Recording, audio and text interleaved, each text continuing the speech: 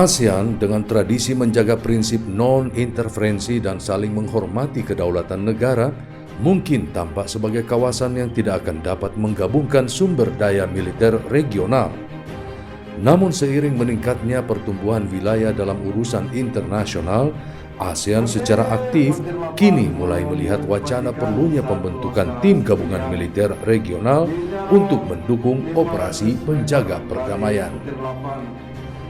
Tahun 2003, Indonesia pernah mengusulkan pembentukan pasukan penjaga perdamaian ASEAN untuk mengembangkan mekanisme penyelesaian konflik regional. Usulan tersebut merupakan bagian dari sebuah proposal komprehensif untuk Komunitas Keamanan Politik ASEAN, salah satu dari 3 pilar Komunitas ASEAN. Pada saat itu, gagasan tersebut mendapat penolakan dari beberapa negara anggota yang menilai pembentukan kekuatan regional tidak perlu atau terlalu dini. Ada kekhawatiran wacana tersebut akan berbenturan dengan prinsip non-interferensi yang ada di negara-negara ASEAN. Selama dekade terakhir, ASEAN meneruskan hubungan komunitas keamanan politik dan hubungan antar militer melalui langkah-langkah diplomasi preventif dan penguatan kepercayaan. Beberapa negara anggota juga mengembangkan kemampuan pemeliharaan perdamaian untuk operasi pemeliharaan perdamaian, perserikatan bangsa-bangsa, dan bantuan keamanan serta bantuan bencana. Indonesia telah berpartisipasi dalam misi perdamaian sejak tahun 1957 dan hingga saat ini tercatat sudah ada 35.000 personel militer yang pernah diberangkatkan untuk misi perdamaian dunia. Dalam Perserikatan Bangsa-Bangsa, Indonesia adalah negara ke-11 terbesar penyumbang misi perdamaian. Tahun ini, Indonesia mentargetkan pengiriman 4.000 peserta pasukan misi perdamaian dan memperkuat posisinya sebagai calon anggota tidak tetap Dewan Keamanan HAM PBB periode 2019-2020. Pengiriman pasukan perdamaian merupakan bagian dari 4 prioritas politik luar negeri Indonesia.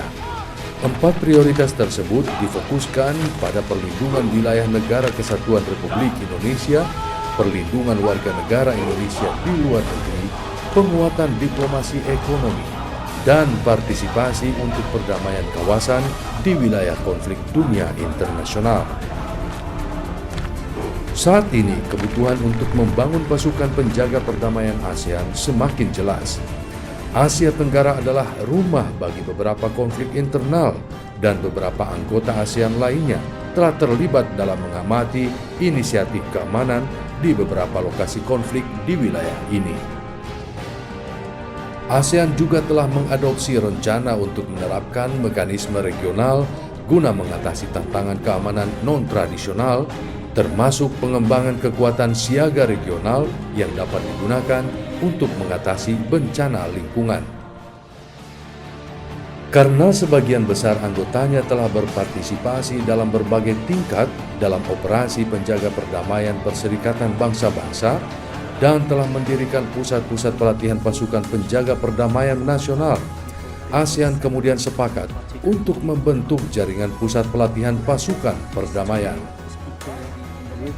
Jaringan Pusat Penjaga Perdamaian ASEAN ini telah mengadakan sejumlah pertemuan untuk meningkatkan kerjasamanya. ASEAN bergerak menuju penyiapan hotline untuk membantu mereka berkomunikasi dengan cepat dan aman dalam situasi krisis. Pasukan siaga ASEAN untuk tanggap darurat telah menjadi inisiatif yang dapat diterima secara politis oleh semua negara anggota. Ini akan menjadi awal yang baik bagi pengembangan pasukan penjaga perdamaian ASEAN yang dapat mengatasi tantangan politik yang lebih rumit seperti konflik domestik atau regional. Upaya untuk mewujudkan rencana tersebut tentunya akan membutuhkan upaya jangka panjang dari ke-10 negara anggota.